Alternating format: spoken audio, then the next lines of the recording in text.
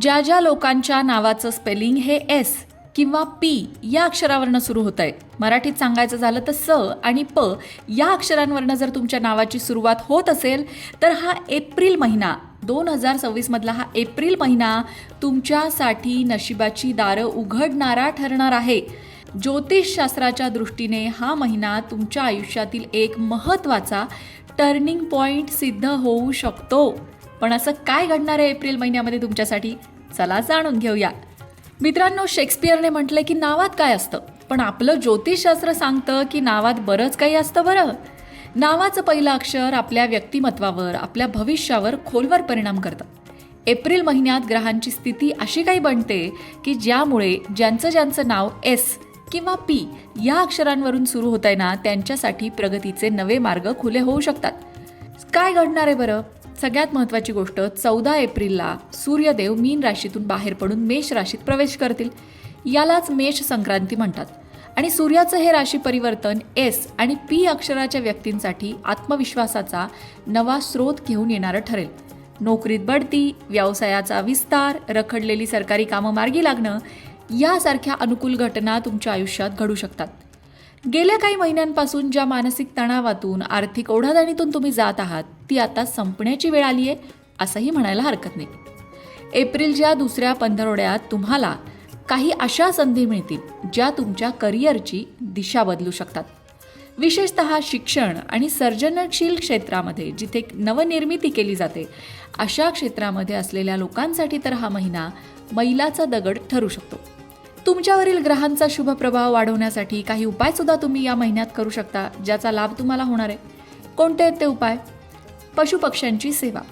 मुक्या प्राण्यांना आणि पक्ष्यांना धान्य द्या. उन्हाळ्याचे दिवस आहेत, पाणी ठेवा त्यांच्यासाठी. अन्नाचा दाणा आणि पाण्याचा थेंब तुमच्या आयुष्यातील अडथळे दूर करण्यास मदत करेल. दुसरा उपाय म्हणजे गरजूंना मदत करणं. शक्य असेल तिथे गरिबांना अन्नाचे आणि कपड्यांचे दान करा. यथाशक्ती केलेली मदत तुमच्या पुण्यात वाढ करेल. त्याचबरोबर घरातली नकारात्मकता दूर करण्यासाठी घराच्या ईशान्य कोपऱ्यात दिवा लावा, ज्यामुळे घरातील ऊर्जा सकारात्मक राहील.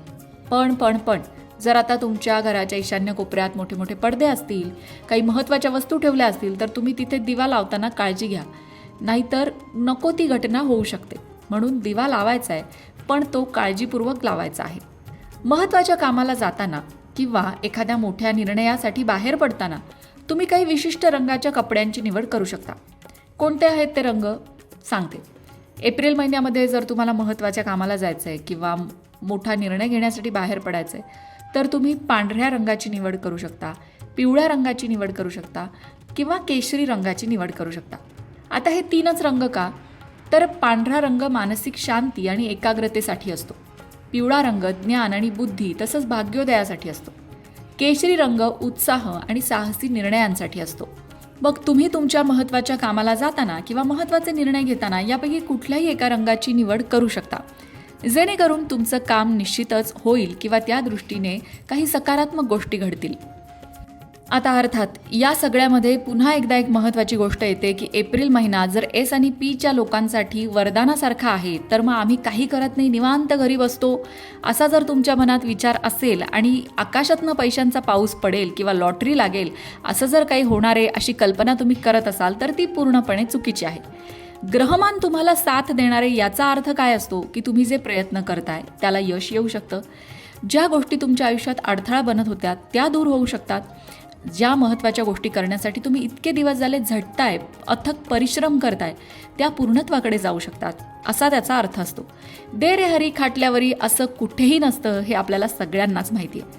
प्रयत्न, प्रामाणिक कष्ट, मेहनत हे सगळं घेतल्यावरही बऱ्याचदा यश मिळत नाही. तेव्हा मनात प्रश्न येतो की आपण कुठे कमी पडलो, का आपल्याबरोबर असं घडतंय? आणि मग आपण म्हणतो की ग्रहांची साथ नाही किंवा आपलं पाठबळ कुठेतरी कमी पडतंय. आणि म्हणूनच अशा वेळी आपली उपासना, नियमित साधना या गोष्टीसुद्धा आपल्या आयुष्यात महत्त्वाची भूमिका बजावत असतात, हे लक्षात ठेवायला हवं.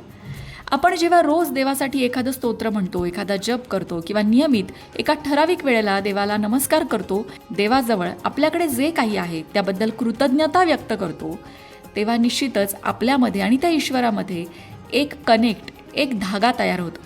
आणि मग जेव्हा जेव्हा आपल्याला खरंच गरज असते तेव्हा ईश्वर आपल्या पाठीशी कोणाच्याही रूपाने उभा राहतो. पण त्यासाठी नियमित साधना, उपासना, एखादा तरी नियम आयुष्यात असायला हवा. तरच देवाच्या कृपेचा आणि चमत्काराचा अनुभव येतो.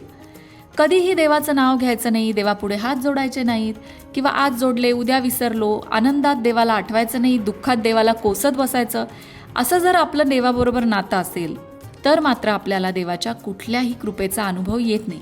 आणि मग आपण म्हणतो देव आहे की नाही काय माहिती, आपल्याबरोबरच वाईट घडतंय, इतरांसोबत चांगलं घडतंय. असं मुळीच नसतं. आपल्याबरोबर जे घडतं ते आपलं कर्म असतं आणि म्हणूनच आपलं कर्म चांगलं ठेवणं हे आपल्याच हातात असतं. मंडळी, वास्तुशास्त्र, ज्योतिषशास्त्र, अंकशास्त्र यासारख्या विषयांवर तुमच्या मनात काही शंका असतील तर त्या कमेंट बॉक्समध्ये नक्की विचारा. तुमच्या प्रश्नांची उत्तरं घेऊन येण्याचा प्रयत्न आम्ही नक्कीच करू. त्याचबरोबर आणखीन कोणत्या विषयांवरचे व्हिडिओ तुम्हाला ऐकायला आवडतील ते सुद्धा कमेंट करून सांगा. म्हणजे तुम्हाला हव्या असणाऱ्या विषयांवर सुद्धा व्हिडिओ घेऊन आम्ही येऊ. अशाच प्रकारच्या माहितीपूर्ण व्हिडिओंसाठी लोकमत भक्ती चॅनलला सबस्क्राईब करा आणि बेल आयकॉनवर सुद्धा क्लिक करा. म्हणजे आमच्या नवनवीन व्हिडिओचं नोटिफिकेशन तुम्हाला मिळत राहील. तसंच योग्य आध्यात्मिक मार्गदर्शनासाठी लोकमत भक्तीच्या फेसबुक पेजला फॉलो करायला विसरू नका.